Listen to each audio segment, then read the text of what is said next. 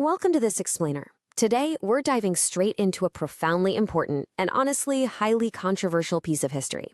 We're going to explore Hannah Arendt's groundbreaking report on one of history's darkest moments. And the concepts we're about to unpack, they literally changed how we understand human morality. So ask yourself, what does pure evil actually look like? Just keep that image in your head for a second. Because back in 1961, the entire world was asking this exact same question. They were waiting with bated breath for the trial of a notorious architect of the Holocaust, fully expecting to see a monster of mythic proportions finally brought to justice. Part 1. The Monster on Trial. Our story begins with the dramatic kidnapping of Adolf Eichmann in Argentina by Israeli agents and his highly anticipated arrival at the district court in Jerusalem, a place fittingly known as the House of Justice. But surrounding this trial was an unbelievable tension over its actual purpose. On one hand, you had Israel's Prime Minister, David Ben-Gurion. He wanted grand political theater, a sweeping historical lesson for the world, and the prosecution built this massive narrative around the entirety of Jewish suffering. But right across from that, Judge Moshe Landau and his colleagues were having none of it.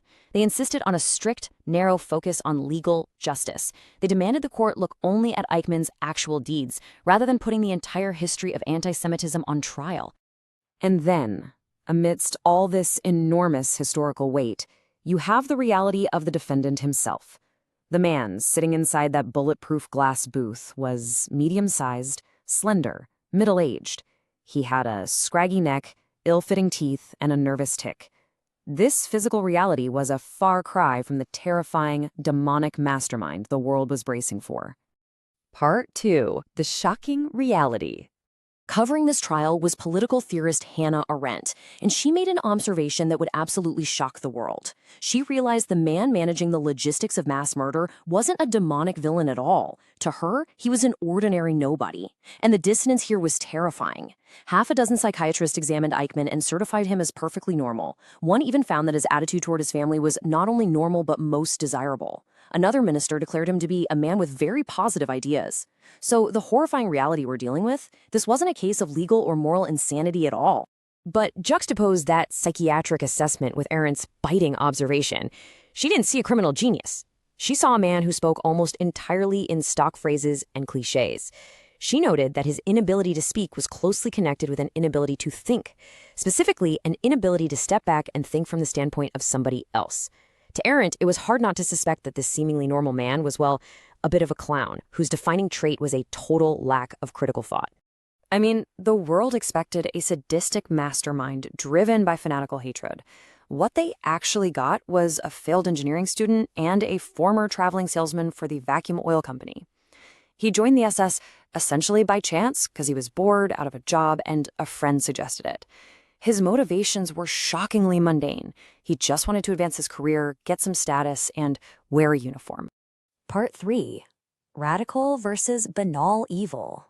With this realization, Arendt began to distinguish between two deeply terrifying forms of evil operating within a totalitarian regime. In 1963, she published her famous report, Eichmann in Jerusalem, a report on the banality of evil. And with that, she fundamentally shifted our understanding of morality by coining a phrase that is still hotly debated today. So in her earlier work, she described radical evil as the totalitarian drive to completely destroy human spontaneity, making human beings totally superfluous. But in observing Eichmann, she discovered banal evil. This is the thoughtless, bureaucratic execution of orders by people who don't necessarily have personal evil motives. Now, to be clear, she absolutely wasn't letting Eichmann off the hook. No way. She was pointing out that his banal, everyday thoughtlessness is exactly what enabled that radically evil system to exist in the first place. 0. Throughout the whole trial, Eichmann insisted that the number of human beings he had killed with his own hands was exactly 0. He claimed he never gave a direct order to kill either. And this perfectly illustrates Arendt's point about modern state violence. Immense bureaucracy insulates the perpetrators from the bloody reality of their actions. They're just moving paper, organizing logistics, managing train schedules. So why do it? Well, his motives were terrifyingly ordinary. He wanted to advance his career, be considered a good fellow by his superiors, and fulfill an oath of loyalty. He genuinely believed he was just being a law-abiding citizen of the Third Reich. It brilliantly and darkly illustrates how everyday ambitions, when you pair them with a total inability to think critically, can facilitate catastrophic crimes on an unimaginable scale. Part 4. The Global Backlash. Of course, proposing that one of history's worst criminals was just an unthinking bureaucrat did not go over smoothly. Her sharply worded analysis generated massive public outrage worldwide. We're talking nearly 300,000 copies sold, making it her most widely circulated and easily most vilified public work. The furor was intense. Many critics vehemently accused Arendt of defending Eichmann by minimizing his monstrosity. The Anti-Defamation League was outraged. They even urged rabbis to preach against her. On top of that, she included highly controversial criticisms regarding certain Jewish councils' cooperation with the Nazi bureaucracy. Critics, like former Nuremberg judge Michael A. Misano, strongly felt she completely missed Eichmann's calculating character and accused her of private prejudice. The pushback was fierce and it was deeply personal.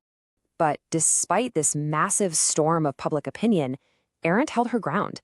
In a private letter to her friend, the novelist Mary McCarthy, she wrote, "What a risky business to tell the truth." That really underscores her unwavering commitment to analyzing the actual mechanics of totalitarianism. She felt this deep obligation to report the factual shallowness she saw in the perpetrator, regardless of the heavy personal cost to her own reputation. Part 5. The Call to Think. So what are the broader philosophical and moral takeaways for all of us today?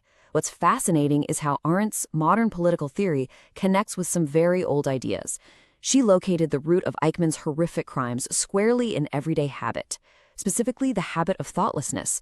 This actually echoes the tradition of Thomas Aquinas, where the seemingly banal vice of sloth is considered a deadly sin. Giving up on the active habit of examining the world around you isn't just laziness, it is a profound moral failure. So what's our defense?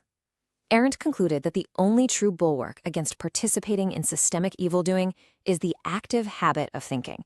And thinking is a dangerous activity. It means questioning the prescribed rules of conduct in your society. It means refusing to just go along with an atmosphere of systematic lies. Arendt showed us that just following the rules can sometimes be the absolute most dangerous thing a person can do. I want to leave you with this final, provocative thought. If, as Arendt suggests, evil thrives not on demonic monsters but on thoughtless conformity and everyday ambition, when was the last time you followed the rules without questioning where they lead? It's a chilling reminder of the moral obligation we all have to simply stop and think. Thank you for joining me for this explainer. Keep thinking, and I'll catch you next time.